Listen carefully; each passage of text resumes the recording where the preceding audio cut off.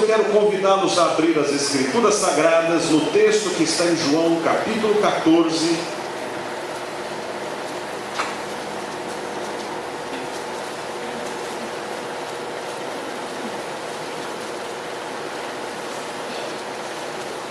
Versículo de número 21. Pastor, estes copos de água, eles têm uma vida tão curta aqui, sabe? Se puder pôr no chão, eu agradeço. Senão será água benta, já. Obrigado. Muito bem. João capítulo 14, verso de número 21. Diz assim: aquele que tem os meus mandamentos e os guarda, esse é o que me ama. E aquele que me ama será amado por meu Pai, e eu também o amarei e me manifestarei a ele. Deixa aberta a sua Bíblia, meu irmão. Esta igreja era crente ou não era? Hoje você tem várias modalidades de crentes. Você tem crente de toda espécie. Aliás, é moda ser crente. E não se fala mais crente, se fala gospel. Você é gospel.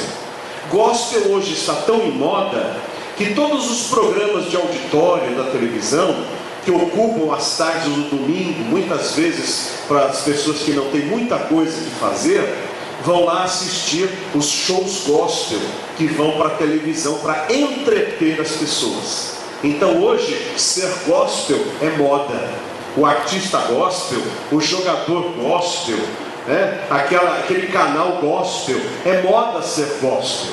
Só que neste chamado universo gospel, a situação é tão heterogênea, há tanta variedade, que nós ficamos perplexos em ver como a palavra de Deus tem se cumprido nos nossos dias, pois muitas vezes tanto o apóstolo Pedro, quanto o apóstolo Paulo, quanto o Senhor Jesus Cristo disseram que nos últimos dias sobreviriam tempos difíceis, tempos onde os homens procurariam mestres que os ensinassem naquilo que quisessem aprender, como se tivessem comichão nos ouvidos, para ouvir apenas aquilo que lhes interessa. Então hoje nós temos igrejas fast food, ou igrejas ao gosto do freguês, à la carte. O irmão gosta de surf, então funde uma igreja e faça dessa igreja uma igreja de surfistas. O irmão gosta de luta de boxe, então forme uma igreja só de boxeadores. Imagine na porta da igreja para receber os visitantes na igreja do boxe. E aí, pum, tudo bem, né? Tem que se adaptar, né? É uma igreja contextualizada. Na de surfista então, vem na onda, né? Chega assim, e vai entrando na onda. Aliás, o batismo em igrejas desse tipo já é através de tobogã de água, porque você adapta tudo. No mundo gospel é muito fácil.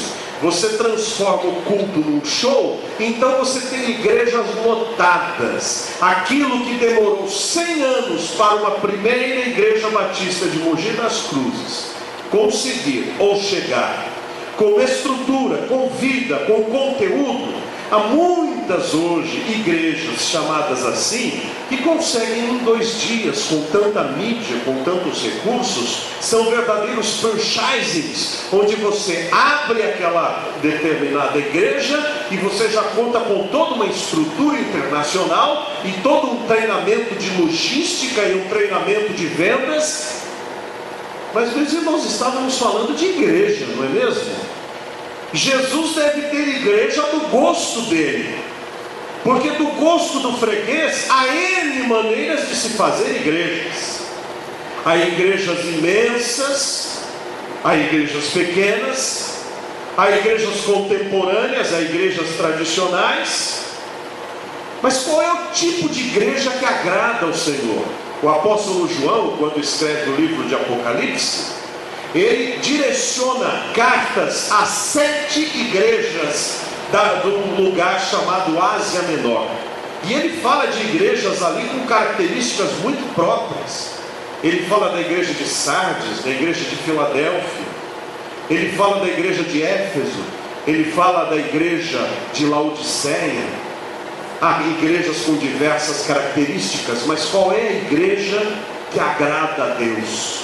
Como ser uma igreja de fato que agrada a Deus? Qual é o tipo de igreja que agrada a Deus? Porque antigamente o nome da igreja valia bastante. Igreja Batista. Era-se Batista aqui e lá no fim do mundo era igual. Era a mesma liturgia, era a mesma maneira de se cultuar, a mesma fé pneumatológica, a nossa fé no Espírito Santo, a mesma manifestação. Nós tínhamos uma postura com relação às leis, aos valores, aos princípios. Nós tínhamos uma homogeneidade. Hoje tudo mudou. Qualquer nome serve, porque o conteúdo não tem muitas vezes nada a ver com o nome. Aliás, a pergunta é: qual é o tipo de igreja que agrada a Deus? O versículo que lemos responde para nós esta pergunta. Vamos a ele? Diz assim: e quem está falando não é João, não é Mateus, não é Marcos, não sou eu. Quem está falando é Jesus aos seus 12 apóstolos. Aliás, há 12 apóstolos. E mais o apóstolo Paulo, que é chamado de o último e o menor deles, o abortivo. Os apóstolos são a coluna da palavra. Os apóstolos mantiveram-se na história da igreja como a primeira geração dos ministros do evangelho, ordenados pelo próprio Senhor. E depois vieram então os pastores, os bispos, os diáconos, presbíteros, anciãos, nomes que são parecidos na sua função, mas os apóstolos estavam ali diante do Senhor, escolhidos a dedo por ele, e ele lhes disse como é uma igreja a quem Deus ama e como se é uma igreja que agrada a Deus. Veja lá, 21: aquele que tem os meus mandamentos e os guarda, esse, que é que está escrito? Esse é o que me ama. Se nós, como igreja do Senhor Jesus Cristo, queremos ser uma daquelas igrejas que demonstra o seu amor pelo Senhor, que vive para o Senhor verdadeiro e legítimo, porque hoje em dia nós temos muitos senhores, lida-se com Cristo como se Cristo fosse o fazedor de mágicas. Talvez poderíamos chamá-la de igreja de Herodes, porque a igreja de Herodes era o Herodes que chamou Jesus no dia do juízo, no dia do seu julgamento, e disse assim: eu ouvi falar que você faz muitos sinais, transforma aí uma água em vinho para eu ver. Nós estamos vivendo tempos onde Jesus é tido como o fazedor de milagres dentro da igreja, para provar que ele continua tendo poder. Não. O Jesus a quem uma igreja fiel e sincera deve servir não é esse tipo de Jesus. É o Rei dos Reis, é o Senhor dos Senhores, é o Filho de Deus encarnado, que veio ao mundo para ser o verdadeiro Deus e o verdadeiro homem. Aquele que, como homem, teve mãe, mas não teve pai. Como Deus, teve pai, mas não teve mãe. Ele é o único caminho que nos liga aos céus e é o nosso único intermediário entre o Pai. Jesus Cristo, o Rei dos Reis e o Senhor dos Senhores, aquele diante de quem os verdadeiros cristãos devem tirar os seus sapatos, como diz o texto do Velho Testamento: tira as sandálias dos teus pés, porque o lugar onde estás é terra santa. Ou seja, humilhar-se diante daquele que é, que era e que há de vir, o Todo-Poderoso. Uma igreja que realmente é de Jesus, ela tem com certeza esta visão de Cristo. A sua cristologia é uma cristologia de um Cristo legítimo, histórico, verdadeiro, real e presente. A boa igreja, ela tem os mandamentos do Senhor. Porque o antinomismo que vivemos hoje, ou seja, ser crente é ser livre, onde há o Espírito de Deus, a liberdade. Então eu posso pintar e bordar, porque eu estou salvo, porque eu estou livre. Isso não coaduna com a palavra de Deus. Porque Jesus disse: aquele que tem os meus mandamentos e os guarda, este é o que me ama.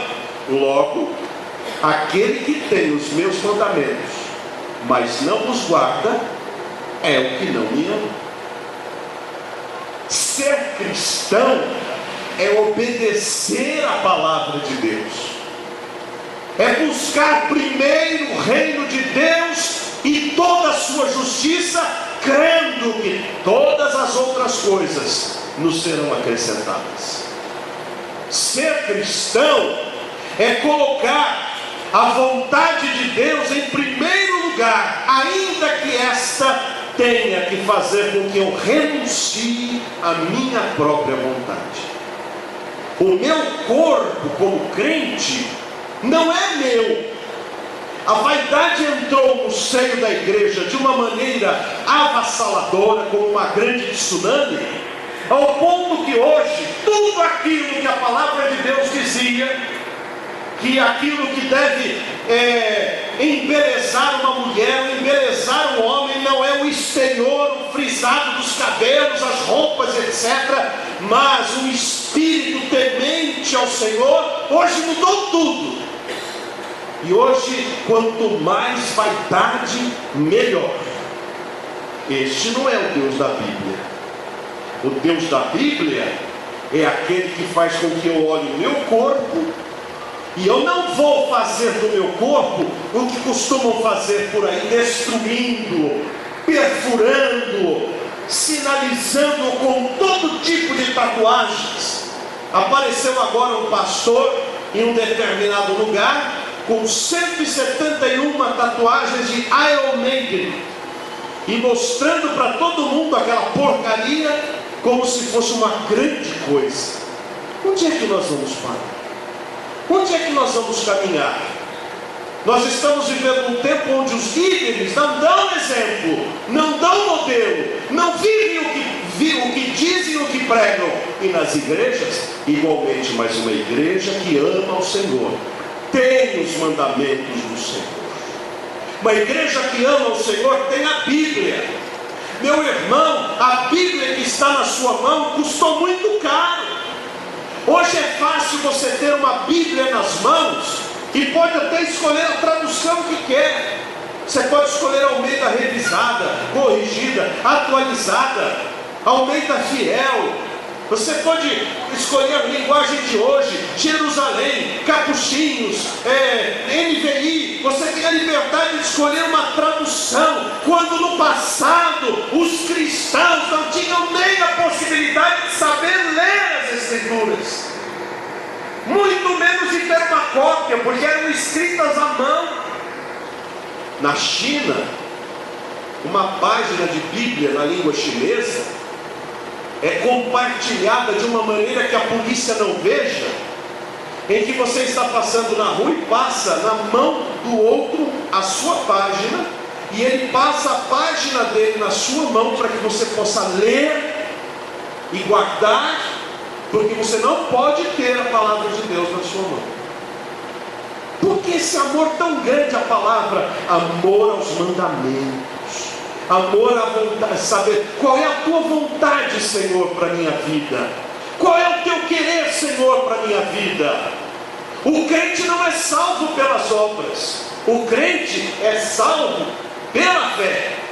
É a fé que nos salva. No entanto, quando o crente é salvo pela fé, ele vive na prática destas chamadas boas obras, que é obedecer aos mandamentos do Senhor. Tiago diz assim: mostra-me esta sua fé sem obras, que eu com as minhas obras te mostrarei a minha fé. Uma verdadeira igreja vive o que prega, ela vive a palavra. O marido crente é um marido honrado, um marido que ama a esposa e não atrai. O marido crente é um marido provedor. O marido crente é um marido que cuida da esposa, como diz a palavra, com uma parte mais frágil que precisa de amor, de carinho e de atenção.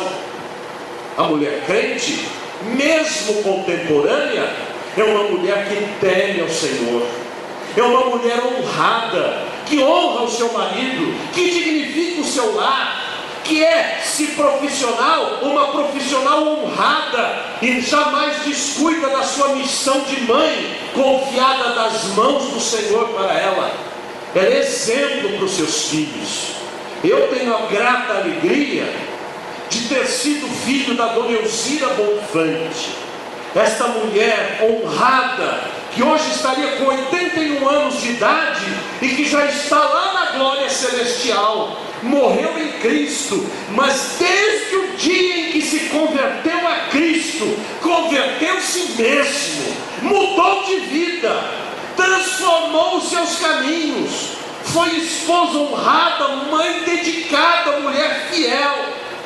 Tenho orgulho da mãe que eu tive, aliás, que eu tenho, porque eu sempre a terei no meu coração, e ela não está morta. Disse o Senhor: eu sou o Deus de Abraão, de Isaac e de Jacó. E Jesus explica: Deus não é Deus de mortos, Deus é Deus de vivos. A minha mãe está viva com Jesus, e também aqueles seus parentes que morreram em Cristo estão vivos com Jesus, eles não estão mortos. Diz o apóstolo Paulo: consolai-vos com estas palavras, porque um dia os mortos hão de ouvir a trombeta do Senhor, e levantarão e ressuscitarão. Aquele que tem os meus mandamentos e os guarda. Uma igreja fiel tem a Bíblia.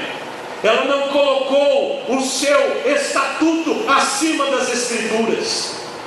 Uma igreja fiel tem membros que buscam ser fiéis em todas as áreas e lugares onde o Senhor os colocou. Os jovens crentes que são do Senhor, mesmo sendo jovens ou mesmo sendo adolescentes, não precisam sair por aí na vida a caçar ilusões, porque eles encontram valores em casa e na igreja que lhes satisfazem a alma, são suficientes. Eles são pessoas que estão realizadas mesmo buscando, mas eles sabem equilibrar. Eles guardaram a palavra no coração e na mente para não pecar contra o Senhor. Uma igreja que tem os mandamentos do Senhor e os guarda é uma igreja que ama o Senhor.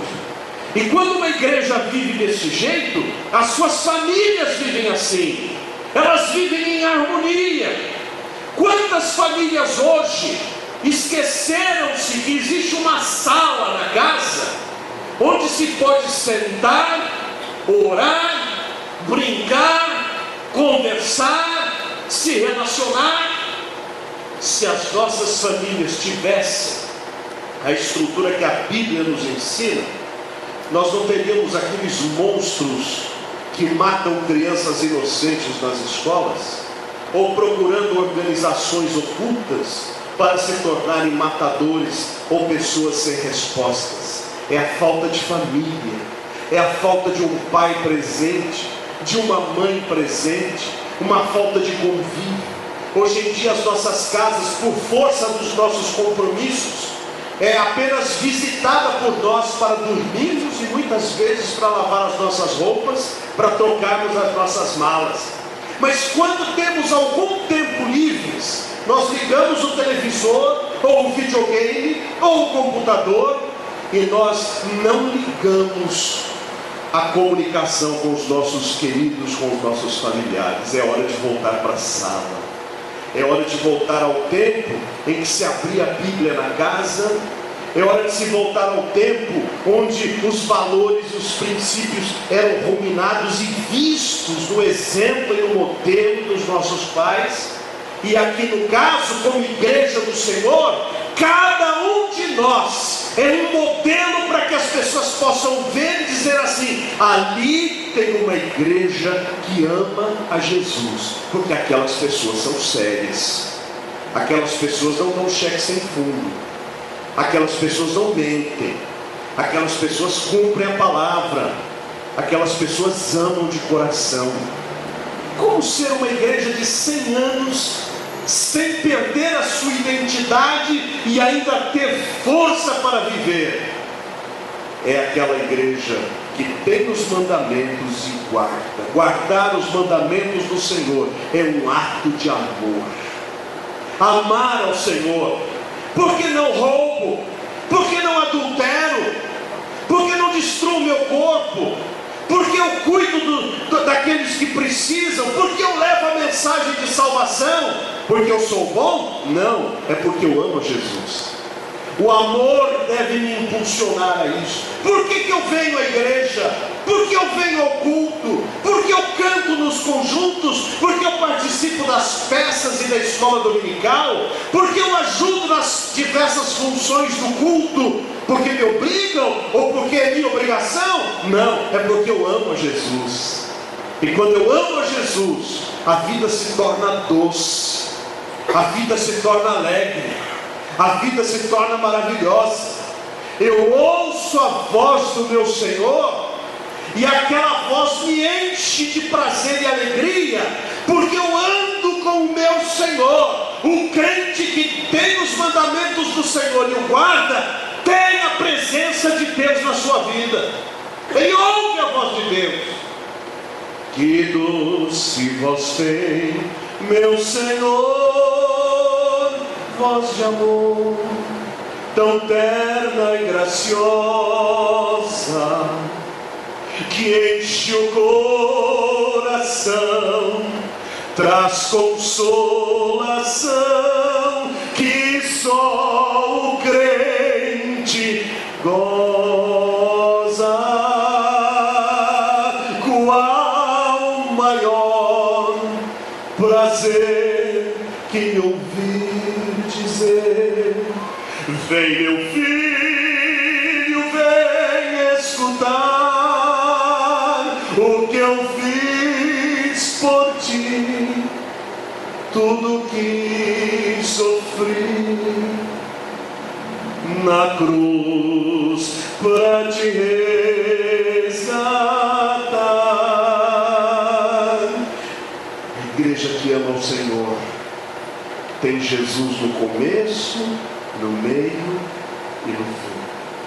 A igreja que ama Jesus tem prazer na palavra, tem prazer na oração, tem prazer na comunhão, tem prazer no respeito com os mais velhos, tem prazer em cuidar das criancinhas, tem prazer em levar a comida para quem tem fome, tem prazer em não aceitar as heresias e aceitar deslumbrados a palavra, tem prazer em assumir e dizer ao mundo que somos crentes, custe o que custar, haja o que houver, ainda que todos reneguem a fé, eu não deixarei o meu Senhor Jesus, só Ele eu servirei, só para Ele eu viverei. E ela faz isto com alegria. Primeira Igreja Batista de Mogi das Cruzes.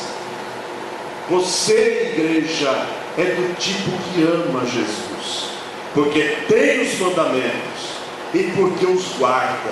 E enquanto esta igreja viver a palavra, enquanto esta igreja ter a palavra de Deus no seu coração, guardei a tua palavra no meu coração para não pecar contra ti, lâmpada para os meus pés e a tua palavra e luz para os meus caminhos. Enquanto isso acontecer, esta igreja honrará ao nome que é sobre todo nome, e Jesus continuará a ser o centro das nossas atenções, a razão da nossa existência, a mensagem de cada pregação no púlpito, o tema de cada hino a ser cantado, a oração de cada coração que se apresentar diante de Deus.